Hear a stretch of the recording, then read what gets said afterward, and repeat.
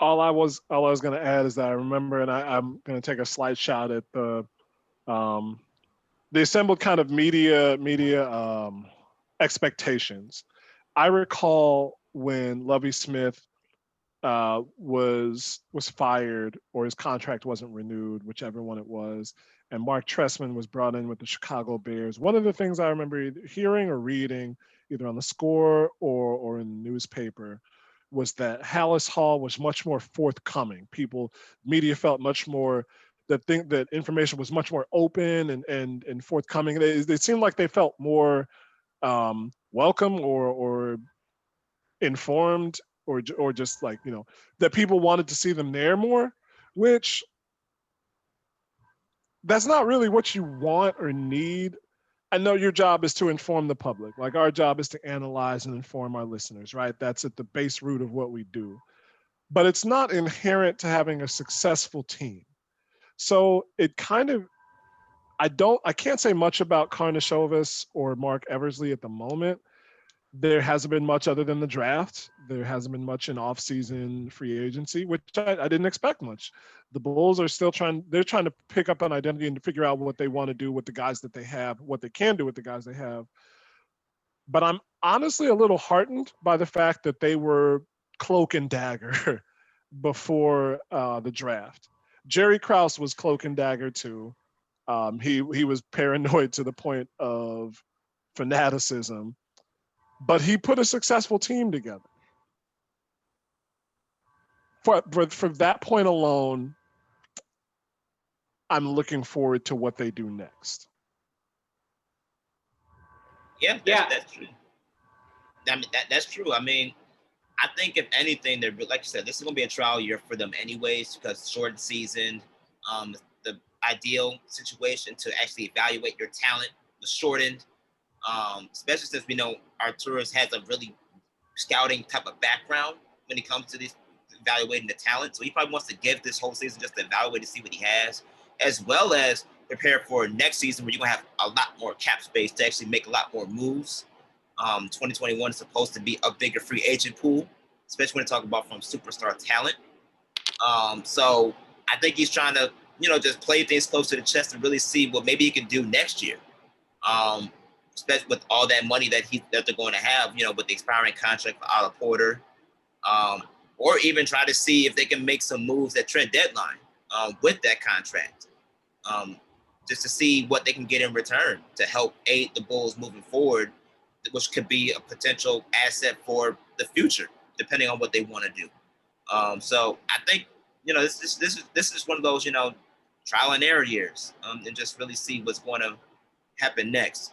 But I want to transition to the conversation of Lauri Markkanen and Wendell Carter, because before in the segment, Ricky brought that up, and those two players together, like Drew said, they haven't really had that much time to play together. Lauri has been in and out of the lineup with injuries, as well as Wendell. It seems like Wendell has become starting but slowly to get the title of injury prone, which is something that we, as Bulls fans, don't want to see, especially as the number 7 pick. So there was rumors circulating about him actually being a trade package, especially when you want to talk about trying to draft James Wiseman. So do I really think that Wendell Carter's future is with the Bulls? I don't really know. I think what's really keeping him there, honestly, is Billy Donovan, because he sees a lot of Al Horford in him, and he's a player that he coached in college and saw we saw flourish in the NBA over time. So I think that's what's really keeping Wendell, in Chicago right now, is the fact that Billy Donovan can maybe bring out an Al Horford type of player, more out of the Al Horford type of role in Wendell. But if that doesn't happen this year, I won't be surprised if, they move off of him, especially, in a league where big men, especially that can shoot the ball effectively and stretch the floor. If Wendell can't do that, I won't be surprised if they move on from him, because it seems like that's part of the direction that the Bulls are going to. Yeah, I like Wendell. I would like, but he hasn't lived up to my expectations for sure. Like you said, he's always going to be undersized for a center, and he's not like a big time jumper. So he kind of has to be a skill guy because he's not like big and explosive. So he has to hit threes. He has to be a good passer. I liked him because I thought he was really skilled when I watched him at Duke, and I saw him in high school too. But he hasn't really proven it yet. I do think he's proven that he's damn good on defense. Like, it's really tough to be a good defensive NBA center at 20 years old or 21 years old. How old is he right now? He's currently 21. He turns 22 in April. So he's so young, right? Like, I still think he's got a bright future. But here's my whole thing, and I'm curious what you guys think. With Karnisovas, it's like, yeah, this is an evaluation period, but also the clock is ticking. Like, Karnisovas was hired because the team just needed like bold decision making that the previous front office wasn't capable of doing, right? Like, they hired Karnisovas to make some tough decisions because they traded Butler, and now it's like, well, it's not really working. Maybe it will work in the future, but it doesn't seem like, even in the best case scenario for the Bulls' current roster, I don't think they have that much upside, right? Like, they just don't have a star level player. They don't have a John Morant or, you know, someone who's really going to be the centerpiece. So I kind of feel like they got to make a decision soon on what they're going to do with some of these guys, because Lowry's on an expiring contract now. Like, he's up for an extension right now if he wants one, or this is last year. And then Levine entering this year, he's got 2 seasons. So he's got this year and then one more year. You don't want to lose him for nothing. Do you really want to re-sign him? Do you want to trade him?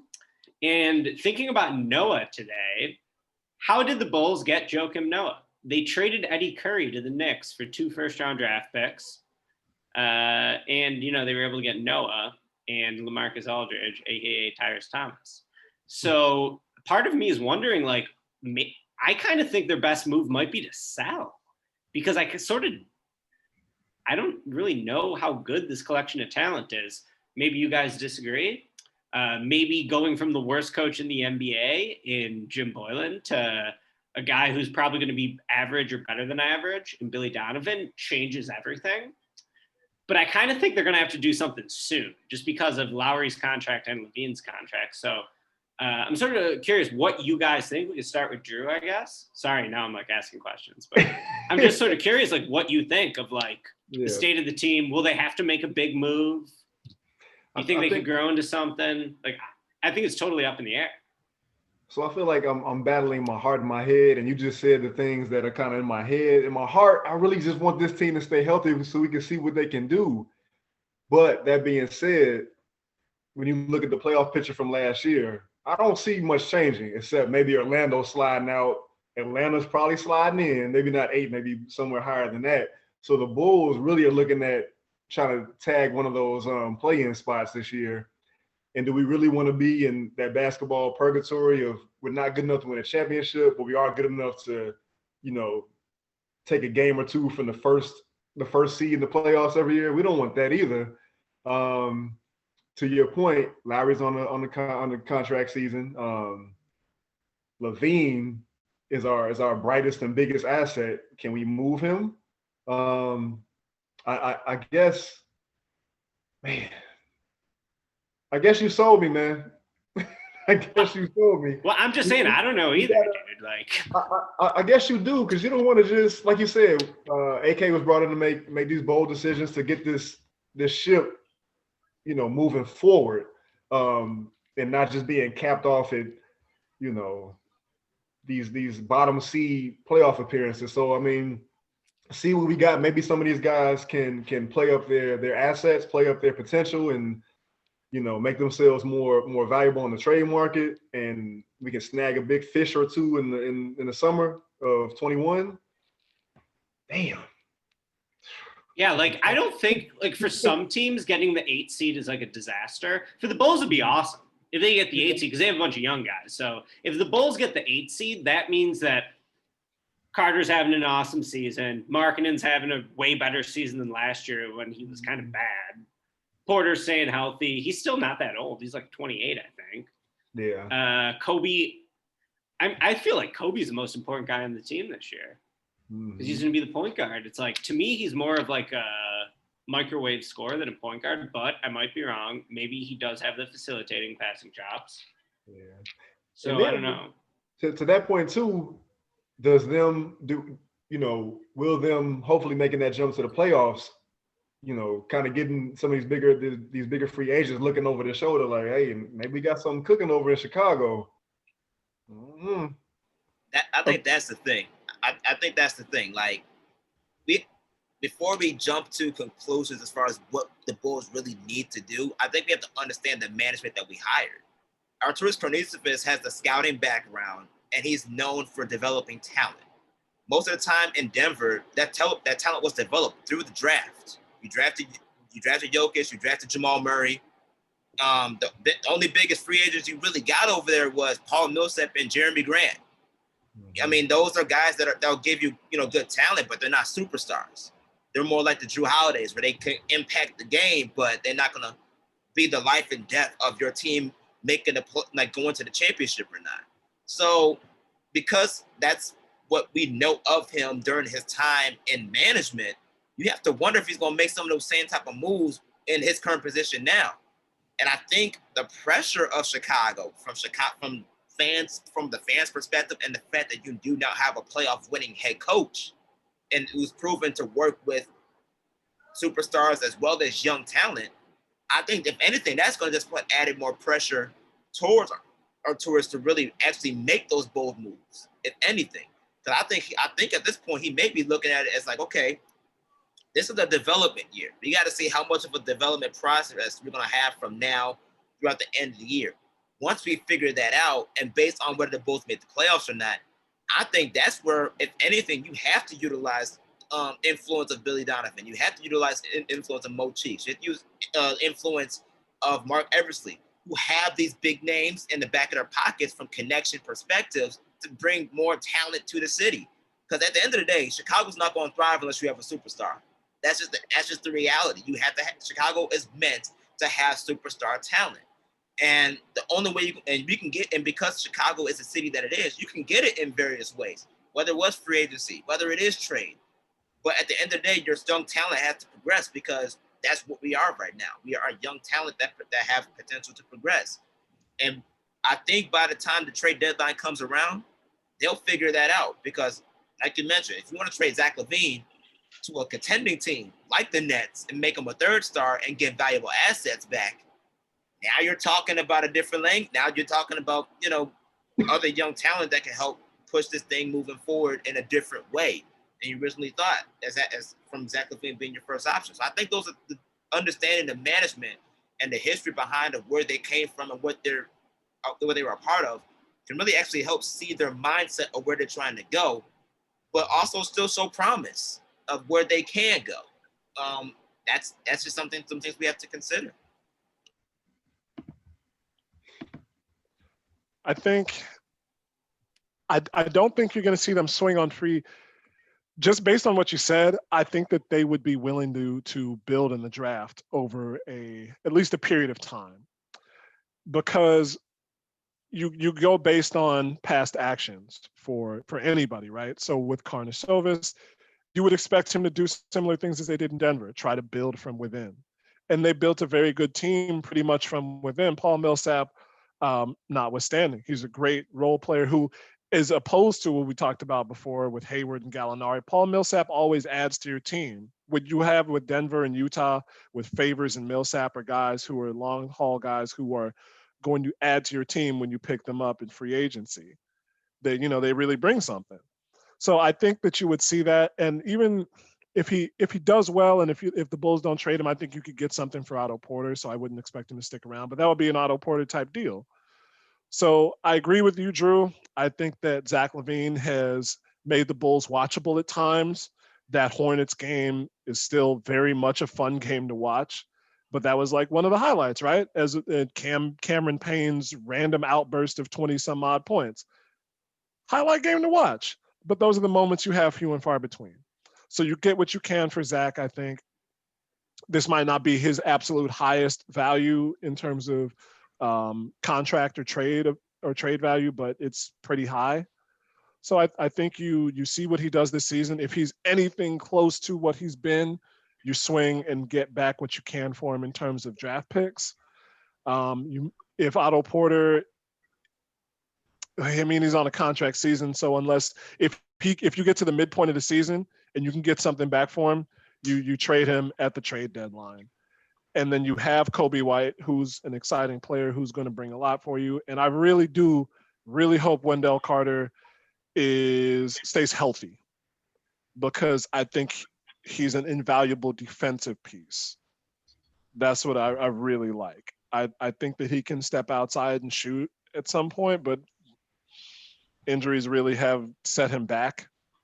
But defensively, what he knows how to do and his desire for it is very hard to replace. I don't want to put it up against, like, if you had to keep him or Laurie or Patrick Williams, but I really want him on the team.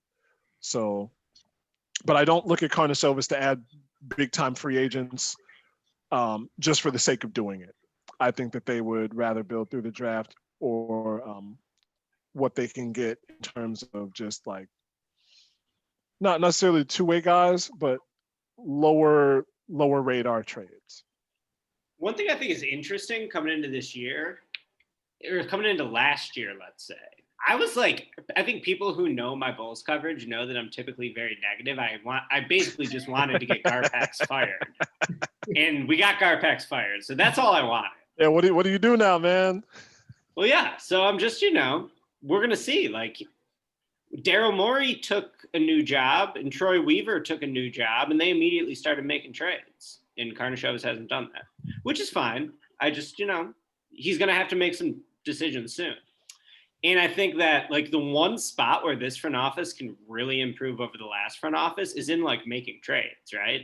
Like, Garpax never made any trades, very rarely. Like, the Otto Porter trade was a really good trade, actually. Coming into last season, I thought Otto Porter was their best player. And then he didn't play the whole year. So, like, Otto on the team full time now. Levine has definitely taken a little bit of a step up the last 2 years. Personally, I'd like Levine in more of like an off-ball role, not him like handling the ball, having to make decisions, like playing basically like a point guard. So Donovan has said, like, Kobe's going to be the point guard. I think they'll try to do more ball movement stuff instead of like Zach LaVine isolation. So I think that's pretty exciting. I mean, I can definitely talk myself into it, right? So like, how good can they actually be this year? Do you think they could get the 8th seed? Is that realistic? Do you think, how trash is the East going to be? It's pretty bad. Let's run. Like, I mean, the Magic, like, they're still pretty decent. I don't think the East is trash. Not the top. The top is good.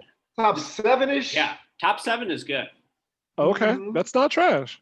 Right, but then there's a lot of trash teams, like the Cavs, the Knicks, Wizards. Like, are the Bulls better than the Wizards? I hope. Oh, with Westbrook now, I don't know. Yeah, I don't know. That's the weird thing. I don't know. And as you talked about earlier, the Wizards have shooters. They got Westbrook now. They got Denny. They got Beal. Like, yeah. Like, the Bulls got to be better than them, though, if they're really going to make progress, right? So, like, if they could get into the play-in tournament, the 7 seed, the 8 seed, the 9, and the 10 are in the play-in tournament. Mm-hmm. I feel like that could be pretty fun. Like, it could be the first thing to get us excited about basketball since, I mean, it's been so long since 3 alphas. 2016? 2017? 3 alphas, yeah. Yeah. Since Rondo broke his hand in game 2. Yeah, I think now I was going over this, man. Correct me if I'm wrong, if anybody knows, but the top 8, the 8 teams that made it, again, some things have changed, rosters have changed. The Bulls were 0 against that whole 8, even the Orlandos of the world, but they only played them 1 time. Now, they did beat Atlanta 3 times, but as we know, Atlanta is completely different now. I'm interested to see, are they better than Charlotte? I don't know, man. They might be. They might be, but either be. Yeah, but either way it goes, if they're not, you're gonna hear from LeVar. So LeVar, LeVar's right.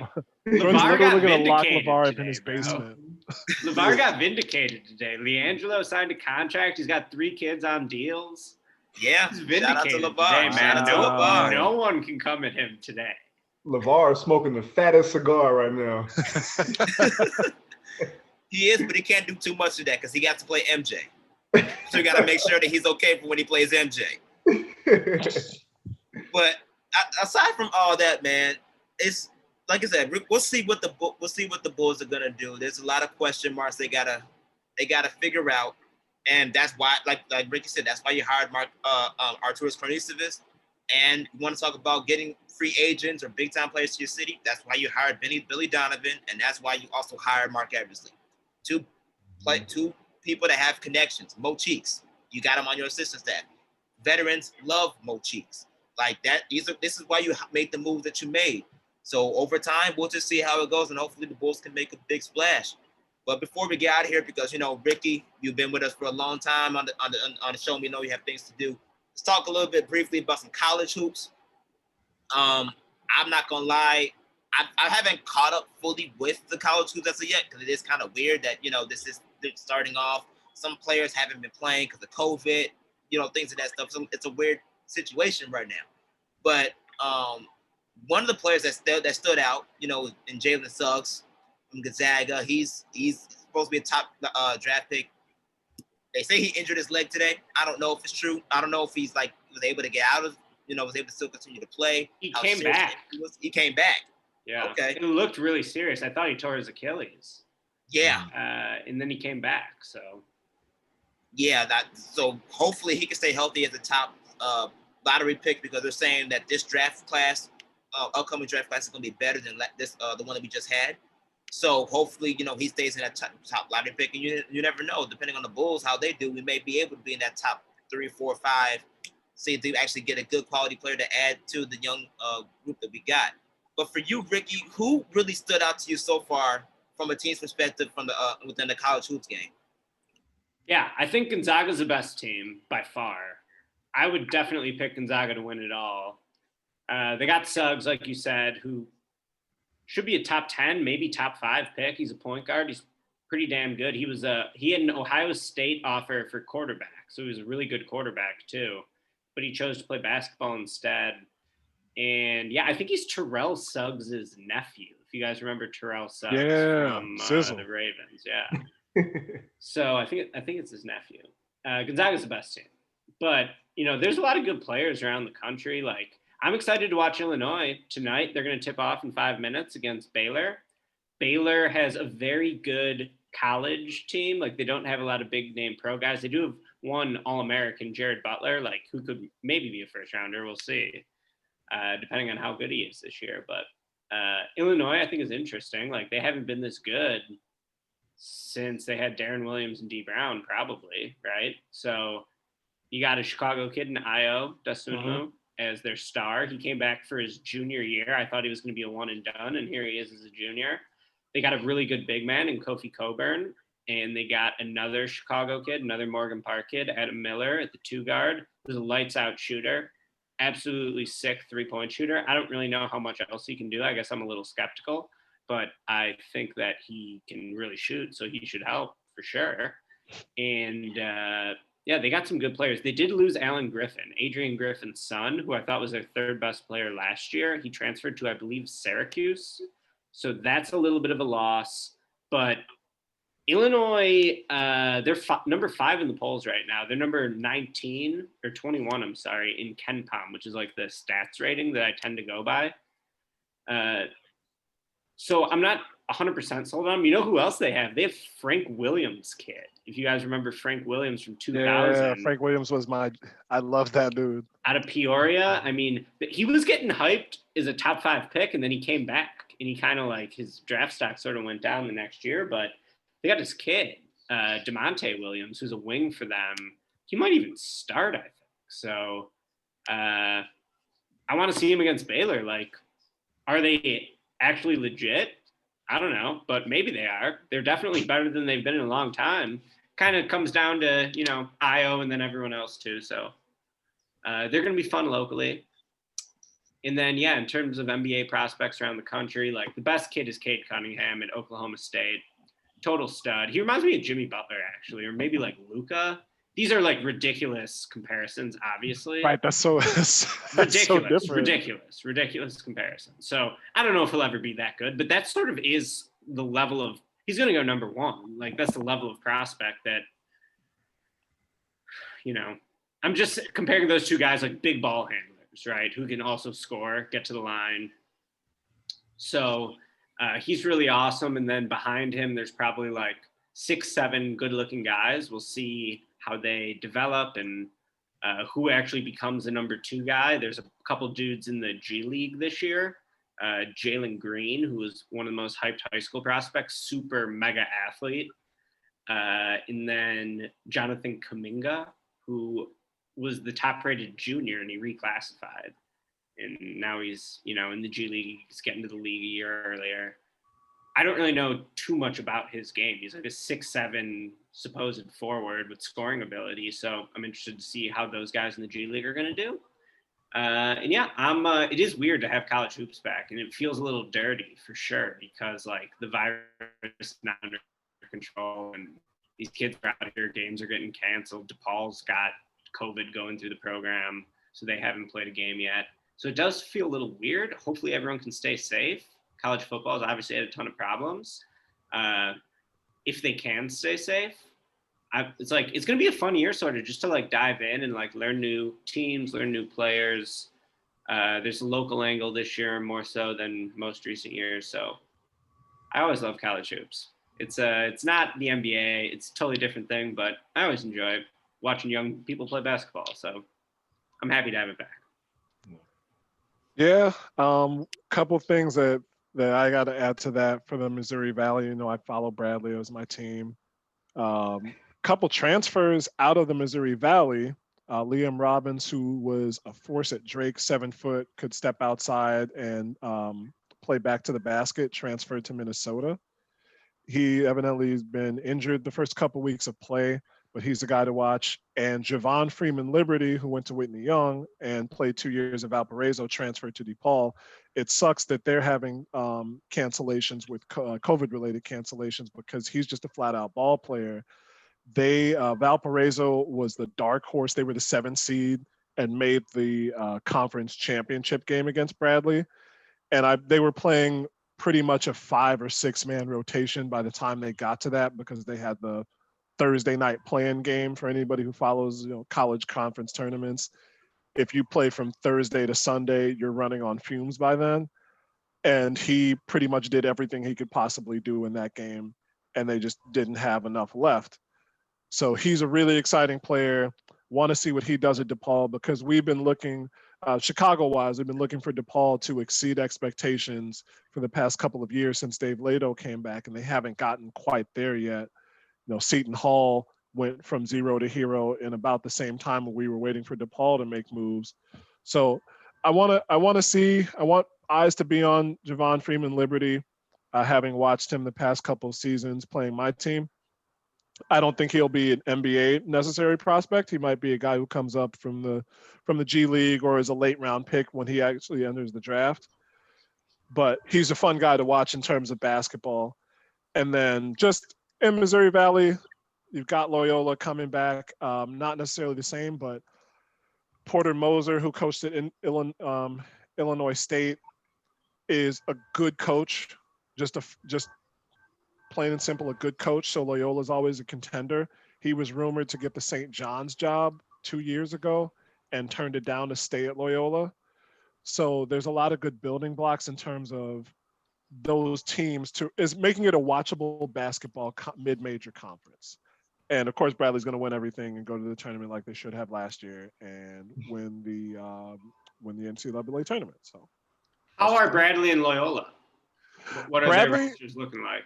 Who are their best players? What do they look like? So you got Elijah Childs, a Kansas City product, left-handed, stretch 4. He's their best player after Darrell Brown graduated last year. They had like a spark plug 5'9" guy who just could score from pretty much anywhere. But Elijah Childs is their best player this year. He is not a 3-point shooter yet, and he's in his senior season, so he's not going to really be a 3-point shooter you'd expect. But he is a good rebounder, good touch, can score at the rim with either hand. Brian Wardle's their coach. He went to Marquette, played with Dwayne Wade a year or two, and he had some trouble coming out of Wisconsin Green Bay for how he ran the program. But he's gotten Bradley back to being what they should be after a few years of turmoil. And then they've got a 3-point shooter out of, I think he's from Finland, Ville Tavanainen. They got a couple of prospects who came in and transferred in. Terry Nolan. I just looked this up. I can't remember where he redshirted last year, and Sean East transferred in from a school out east, I want to say, either that or junior college. So they're always a guard school, going back to like Jim Less and Hersey Hawkins. But Elijah Childs is a good player in the front court. Loyola's got Cameron Krutwig that went to New Trier. He's like an undersized tank, but he's always at the top of the conference in terms of scoring and rebounding. I think he's 6'9" or 6'8" playing center in a conference where if you have a 6'10" or 11 or 7-foot center, you're going to go places. But he is great. And they have their sixth man of the year candidate, Cooper Capes, was out last season, and he's playing this year. I think they've had a couple games canceled just due to COVID. And then Northern Iowa, who's always one of the top 2 or 3 teams in the conference, actually lost their first 3 in their holiday tournament. AJ Green, not related at all to the football player, is their best player. He's probably going to be in the NBA draft and picked in like the top 20 when he goes in. He's a lights out shooter. So I'm really surprised that UNI is 0-3 to start. They switched tournaments so that they could play, because I think a few teams dropped out of the original holiday tournament they were going to be in, and then they ended up losing one close game. They lost to I cannot think of which team it was. I know they played Utah State and lost to them, and they had another quality mid-major team that they took a loss to. So it's going to be between those 3 once it gets to March, I think. Bradley, Loyola, and UNI, and Bradley was picked 3rd after winning the conference tournament for the 2nd straight season. So just some fun things to watch. Well, shout out to Bradley, because Bradley's in our veins, in the family vein. So I gotta, so Chris knows what's up. Chris knows what's up with the Bradley game. And obviously I'm a DePaul Blue Demon now, so I gotta support my Blue Demons as well. But obviously we got college basketball's back, the NBA's coming back soon with their first games of the season. So it's basketball central, and we're so glad that that all these basketball games are back. And we'll be paying attention to all these things. Ricky, we thank you for coming on the show, giving us obviously your analytical research and input. And of course, we're glad that we can actually talk positive about the Bulls this time. So now we'll be looking, so hopefully we can have more of that more of those takes from you as your audience will obviously say. We'll obviously keep in touch with the work that you do. Chris, Drew, as always, the running with the WARR crew. We do it big around here. Keep following WARR Media and the sites that we got going on. We obviously got all types of podcast work going on with the Bears, but of course with the NBA coming up, you always see a lot of stuff, especially from my man's Drew. Hopefully maybe we can get a little something back from Chris regarding the Bulls column that he used to do back in the day. We'll see. But in the meantime, keep bouncing with us. Shout out to Joakim Noah real briefly. You look like you're about to retire, so hopefully you keep retire as a Bull, and hopefully maybe get a jersey in the exactly, Drew. And maybe he can get himself a job in the front office or something to help bring some of that Chicago spirit back to the Chi, man. We hope that can happen. And maybe he can lure Anthony Davis back to Chicago. But, we'll see. That being said, everybody. Packers fan. Yeah, I know. That's tough. That's real tough. But he's a Chicago kid that can get us some talent. So I'm just hoping we get somebody. I hope we just get somebody at this point. Mark Eversley, do your job at Nike, bro. You got the Nike Connect. Do your thing. But stay bouncing, keep balling.